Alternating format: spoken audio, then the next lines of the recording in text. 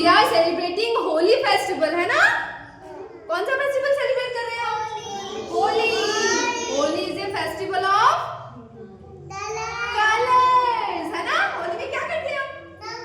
Colour लगाते हैं एक दूसरे को, है ना? मिठाइयाँ, अच्छी अच्छी मिठाइयाँ खाते हैं, नए नए कपड़े पहनते हैं, है ना? तो आपको पता है हम होली क्यों सेलिब्रेट करते हैं? यस, गुजिया खाते हैं, है ना? न्यू ड्रेस पहनते हैं, है ना? तो आप बताओ हमें, हम होली क्यों मनाते हैं? आपको पता है होली क्यों मनाते हैं? आपको पता है? चल, आपको नहीं पता ना, मैं आज बताऊंगी, ठीक है? हम होली क्यों सेलिब्रेट करते हैं, तो उसके पीछे एक स्टोरी है, ठीक है? तो वो वाली स्टोरी आज हम सुनेंगे, ठीक है? तो सब अच्छे से सुनना, ठीक है? तो एक राजा थे, ठीक है, जिनका नाम था हिरण्यकश्यप। क्या नाम था? हिरण्यकश्यप। वो बहुत पावरफुल थे। क्या थे? पावरफुल, एकदम स्ट्रॉन्ग। वो कोई भी आता था सबको मार पीट के एकदम भगा देते थे, ठीक है? वो एकदम स्ट्रॉन्ग थे। तो उसको लगता था मैं तो इतना स्ट्रॉन्ग हूँ, मैं इतना ब्रेव हूँ, मैं तो भगवान हूँ, मैं तो गॉड हूँ, मेरे को तो कोई कुछ नहीं कर सकता, है ना? तो उसको लगता था कि वो भगवान है, वो गॉड है। तो वो अपनी सभी प्रजा को बोलता था कि मैं भगवान हूँ, मेरी पूजा करो। सबको बोलता था कि मैं गॉड हूँ, ठीक है? लेकिन हिरण्यकश्यप का एक बेटा था, बहुत ही क्यूट, ठीक है? और उनके बेटे का नाम था प्रहलाद, ठीक है? तो जो प्रहलाद था वो क्या करता था? विष्णु जी की पूजा करता था, ठीक है? तो विष्णु जी की पूजा वो कैसे करता था? ऐसे करके, ओम नमो भगवते वासुदेवाय, ऐसे रोज उनका मंत्र जाप करता था, ठीक है? लेकिन ये बात हिरण्यकश्यप जी को, मेरी पूजा करो, किसी और की पूजा नहीं करनी है आपको, ठीक है? लेकिन प्रहलाद बोलता था कि नहीं, मैं तो विष्णु जी की ही पूजा करूंगा। तो ये बात हिरण्यकश्यप जी को बिल्कुल अच्छी नहीं लगती थी। वो बहुत ही गुस्सा करते थे, उनको बड़ी चिढ़ मचती थी। तो उनकी एक बहन थी, ठीक है? हिरण्यकश्यप जी जो थे, उनकी एक बहन थी जिसका नाम था होलिका।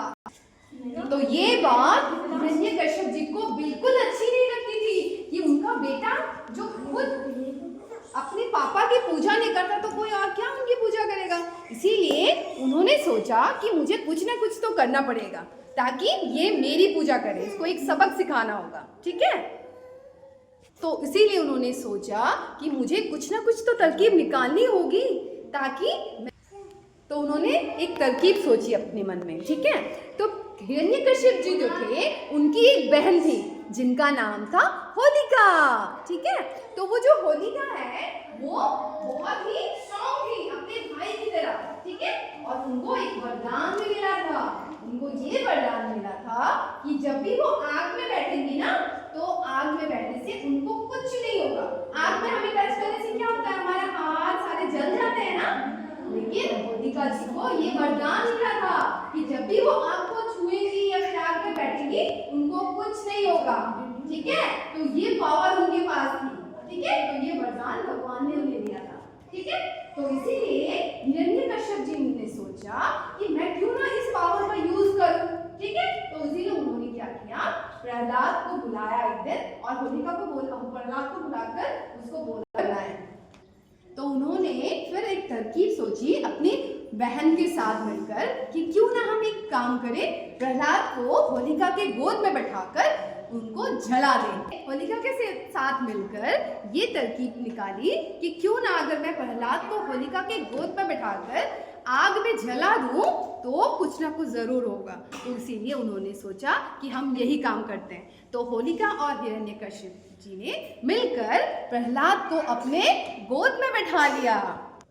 तो उनको गोद में बैठा लिया और गोद में बैठाकर वहां आग लगा दी।